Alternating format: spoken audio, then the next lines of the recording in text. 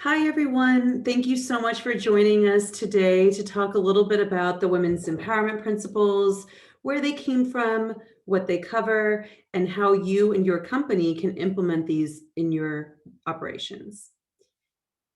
So today, what we want to cover is giving you a little bit of background about the women's empowerment principles, what they mean for your business, what does signing on to them actually mean, and then introduce you to the WEPs Gender Gap Analysis Tool, a resource that BSR was very pleased to help create, and then talk a little bit about how you can get started in your own operations.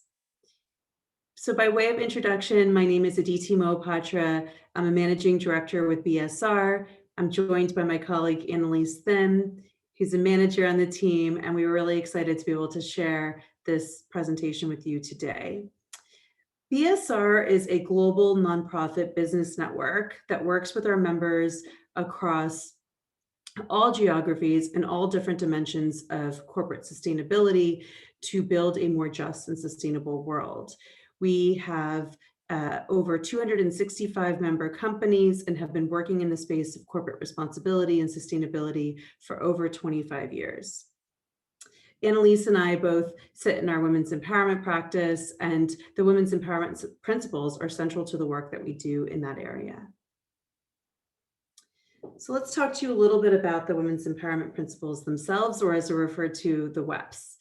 They were established by UN Global Compact and UN Women in 2010, and they help companies provide a gender lens to your business operations. They are a set of 7 principles, which we'll introduce you to in just a moment, which provide guidance on promoting gender equality and women's empowerment across your operations. To date, there are over 4,000 CEOs that have signed on to the CEO Statement of Support, which we'll talk to you about as well, and really has built a huge community of leading companies who are committed to gender equality and women's empowerment. So the principles themselves present what we call a value chain approach to women's empowerment. What's really exciting about them is that they connect a company's efforts on women's empowerment from leadership to workplace to marketplace and finally to community. Here you can see the 7 different principles and how they connect to each of those different areas. For example, topics like employee health and safety and gender equality across the workplace are covered in the workplace pillar. The WEPs also talk about things like supply chain development and marketing practices, which are connected to the marketplace pillar. They really are a comprehensive platform for how a company can establish and build its priorities on gender equality. So next, we're going to talk a little bit about the value that they can bring to your company. We know that beyond being the right thing to do, investing in gender equality and women's empowerment has huge benefits to your company. It has benefits from attracting and retaining new talent, bringing in and growing a new supplier base, for example. It also can provide you with access to grow new markets, drive consumer loyalty, and enhancing your brand reputation. There are many, many different data points that really cement the strong business case for getting involved with women's empowerment. In our view, the women's empowerment principles are really the best vehicle for doing so. Beyond the business case, there's also a lot and growing stakeholder interest in how companies are investing in gender equality and promoting women's empowerment across their operations. There are international frameworks being established right now, which really set out expectations of companies in relation to women's empowerment. So there's an ILO convention on harassment in the world of work, for example. There's also just wider growing stakeholder interest from consumers who are more interested about how a company is treating and advancing women in its own workplace, how they're engaging with women in their supply chains. We also just talked a little bit about the business benefits of investing in this space. And finally, there's just lots of opportunities for companies to get involved.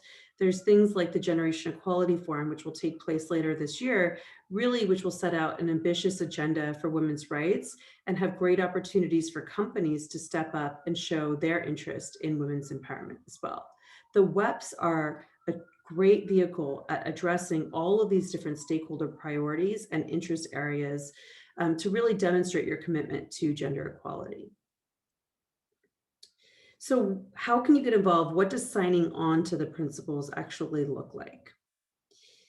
So signing on to the WEPs is really provides the company with many different benefits and few risks associated with it.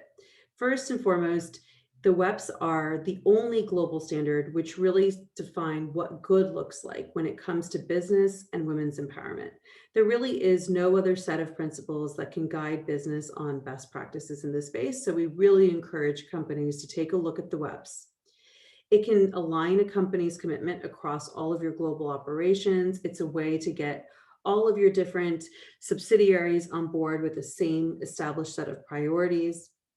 And you can become part of a really growing community of businesses who are committed to this space. Increasingly, the WEPs are also being used as a standard to evaluate companies' performance on gender equality. We have seen many different investors and rating agencies embed the WEPs and the commitments to the WEPs as part of their methodologies. And then we know that this group of companies continues to grow. As we mentioned, it's already at 4,000 companies, and every day more and more companies are signing on to this space. In terms of actually signing on, really what you need to do is get your CEO to sign on to the CEO statement of support, which we'll show you some examples of in just a second. There is beyond that no reporting requirements currently, but we hope that when companies do sign on, you establish your own set of priorities based on those aspirational principles and create a roadmap for action.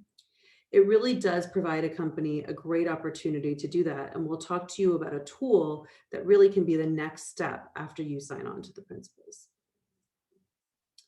So just to take a look about, how many WEP signatories there are around the world, you'll see that there are really across every market, there are companies that are becoming engaged and investing in this space. Many different countries specifically have really had a lot of interest in the WEPs. And then you see that just across the board, Asia, South America, North America, Europe, Australia, you're getting just more and more companies every day signing on to the WEPs. And here are some examples of how companies have demonstrated their commitment after signing on to the WEPs. You see just different examples from CEO statements really saying that why they've decided to sign on to the WEPs, as showing that the WEPs are an important way for them to demonstrate their commitment and creating a future that they want to see. So many of the companies have really used, again, the women's empowerment principles as a foundation for their commitment to gender equality and women's empowerment, and have really set a roadmap for action based on this commitment as well.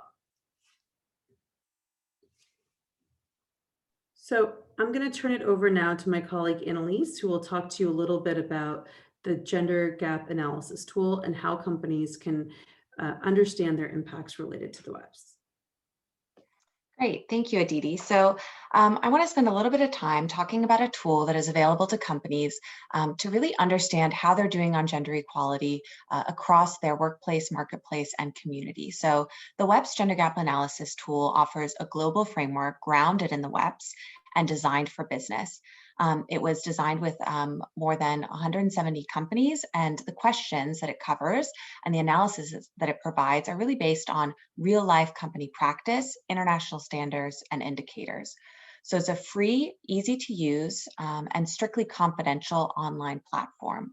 It has 18 multiple choice questions that spread across 4 different themes that the WEPs cover. So leadership, workplace, marketplace, and community.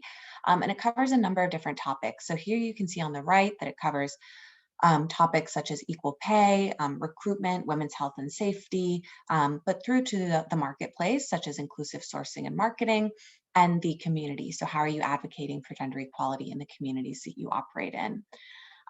For each of these topics, it also covers the 4 different management stages. So it looks at commitment. Is there a commitment to address equal pay, for example? How are you implementing it? How are you measuring your progress? And then to what extent are you being transparent and reporting about this, both internally and externally?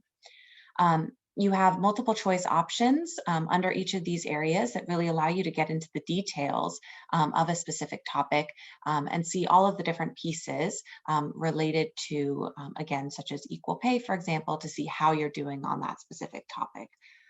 So over 2,000 companies have already used the tool and many more are using it every day. And we'll show you some high level results that we're seeing from these companies. So again, the tool is available online and it can be filled out by someone in your diversity and inclusion team, your human resources, or your sustainability team. But in order to take the tool, you're really going to need to bring together your work that you're doing across your company. So you'll need to already bring together key policies and programs related to, for example, procurement, human resources, marketing, product and research development, or through to your community, foundation, and government relations. And then, as we mentioned, so over 2,000 companies have used the tool, and we've actually been able to analyze their results globally at an aggregate level, so ensuring company confidentiality. And to see their results in a report that was released at the beginning of last year with BSR and UN Global Compact. And we'll actually give you some highlights from that report in a bit. So when you take the tool, you go online to the wepsgapanalysis.org, and you'll need to create your account. And each company is going to have to sign up on this website, and this can be done by the company focal person with your respective company email address. And you'll be asked to input some information related to the company, such as the region, the company type, and the company before you can get started actually using the tool. Now, when you go through the tool, you'll see that there are 18 multiple choice questions, and each question has 4 different parts to it. And those parts are highlighted here in orange. So it covers commitment. Do you actually have a policy or commitment in place related to a specific topic? So here we're looking at question 14, which looks at your work on engagement with suppliers and vendors to advance performance on gender equality. It also covers implementation. So what are the actual programs and practices that you have in place to implement your commitment? And here there's a number of different options that you can choose. We also look at measurements. So how are you measuring your progress on this specific topic? And then transparency. How are you reporting and sharing with different stakeholders your work on a different topic? So for each question, you'll have these 4 different areas that you'll be able to provide information on and check where you actually have the specific policy, practice, or program.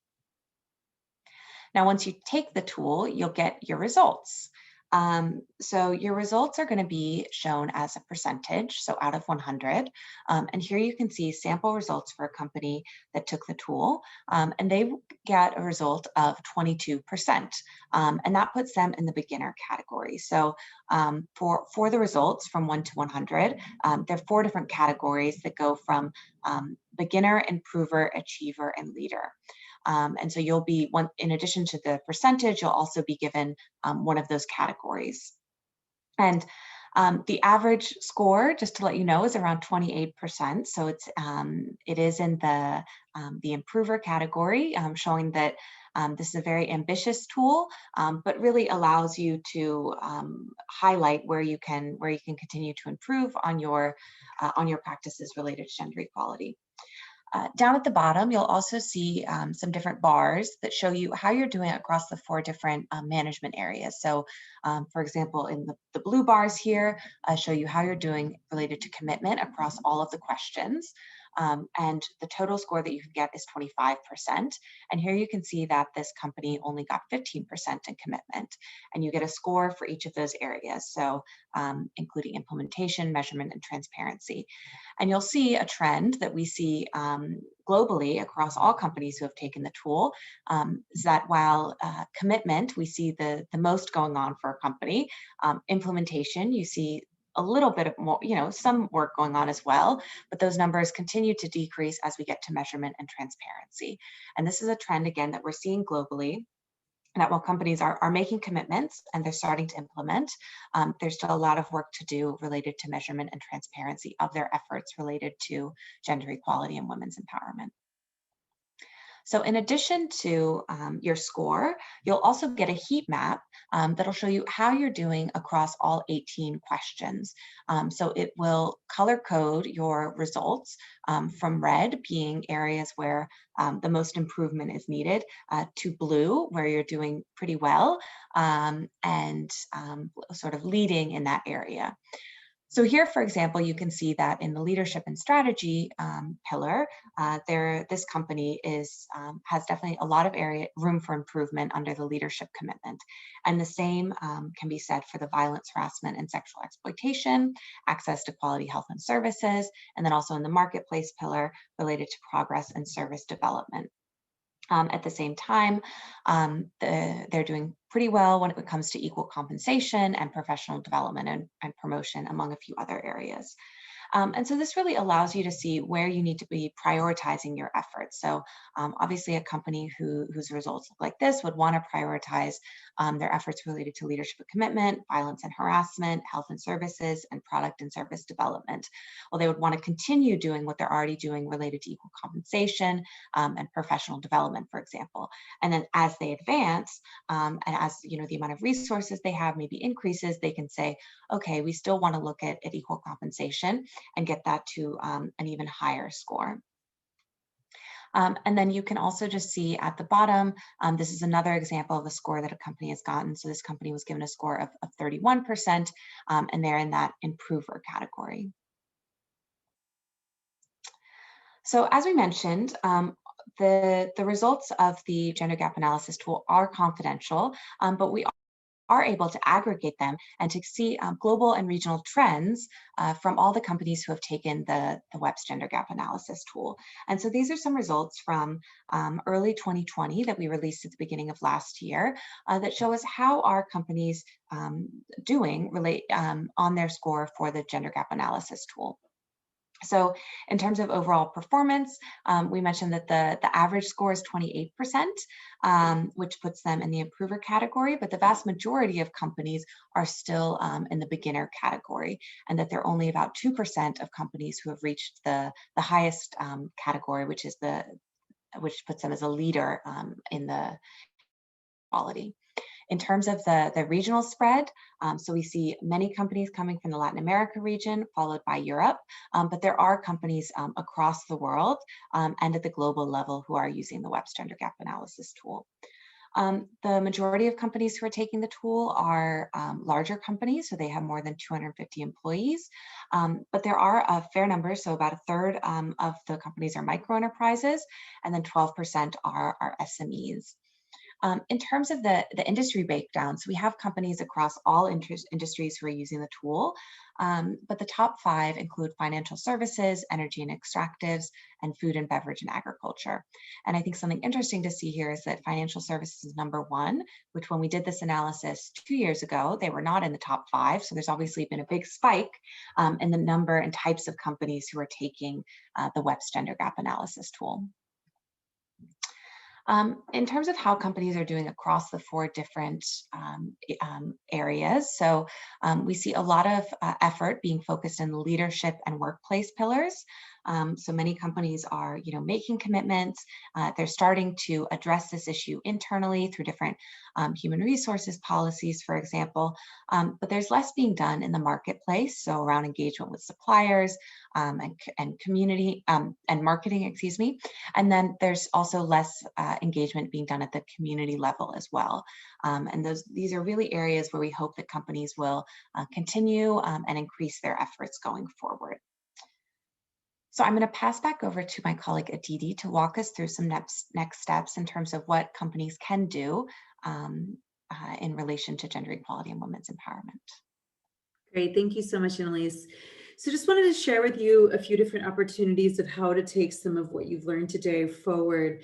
BSR has been partnering with a number of companies to really help them advance and take a strategic approach to women's empowerment. So first off, we've helped guide companies on completing the WEPs gender gap analysis tool, which Annalise just introduced you to. And then as you saw there, you will get a high level overview of your overall performance. And just a sense of what some of the gaps look like. From there, BSR has helped companies provide a more individualized approach in thinking about their WEPs performance. So taking a look at the gaps that you just saw in the previous readout, and really taking a more strategic lens to say, of all of these gaps and of all of these priorities, based on my company, my industry, my region, what should I prioritize? Where should I take action? And what should my overall strategy look like? So we help companies customize and develop those specific strategies, building from the Women's Empowerment Gap Analysis tool and building from their commitment to the Women's Empowerment Principles. Then we help companies develop a longer term strategy, just as to, here's your set of priorities from the beginning, what are some of the goals and metrics that we should be monitoring and establishing, and then how can we take a long-term view as to how we are going to really move the needle on gender equality across our operations. Specifically, we also have some great resources we also wanted to share with you with respect to supply chain management, where this is an area that we've been developing a number of different resources and tools that are available online for free for companies to take a look at. The first pillar is really about how you apply a gender lens to your supplier code of conduct and how you can think about being really intentional about managing and thinking about gender equality as part of your supply chain operations from a policy perspective and from a code of conduct perspective. In particular, we know that supply chains and global supply chains are made up of a majority of female workers, and very often codes of conduct or other documentation leave women out. And so these are tools and resources that companies can use to make sure you are embedding your commitment to gender equality across your supply chain operations. From the code of conduct, we have gender equality and social auditing guidance, which gives guidance on how to mainstream gender equality within the social auditing process and how to identify and remediate any sort of disparities you might find facing women workers in global supply chains.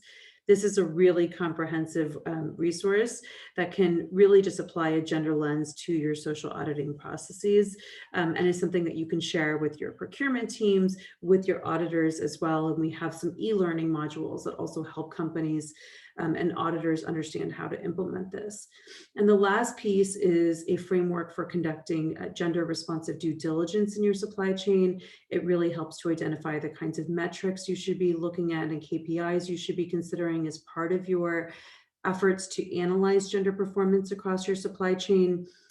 This also provides a number of different questions and guides that you can use to understand and uncover gender-related challenges across your supply chain. And I think the whole set of resources are really just our opportunity to say, women do make up a majority of global supply chains, yet the systems that most companies have in place to monitor and understand labor performance across your supply chain doesn't really consider the specific needs and impacts on women. And so all of these are just tools and resources to help you do that more effectively. And then finally, just on next steps. So what can you do from here? You've heard about all of these great resources and tools and the Women's Empowerment Principles, and you're excited. The first thing that you can do is endorse the Women's Empowerment Principles, joining the 4,000 companies that have already done so. As mentioned, there is a CEO statement of support that your CEO will sign on to, which will demonstrate your commitment to the principles. We really encourage you to do that. From there, you should take the gap analysis tool that we've introduced you to. Again, that is a free online resource that you can take and really understand how your current policies and practices match up against the Women's Empowerment Principles, and then start to think about what are some of the priorities you can set and how you can start closing some of those gaps. Finally, we encourage you to collaborate across different regions and sectors, and with the growing number of companies who are interested in gender equality, BSR is obviously very interested in collaborating with all companies who are interested in this space as well. One of the great opportunities will be this summer with the Generation Equality Forum that will be launching first in Mexico later this month and then in Paris in June. And really a great opportunity to demonstrate your commitment to women's empowerment and women's rights globally. So we encourage you to get involved. On the final slide, we just have our contact information, both mine and Annalise's, and we would welcome any outreach from you if you have any questions or are interested in anything that we shared with you today. So thank you so much again for taking part in this conversation, and we really look forward to staying in touch.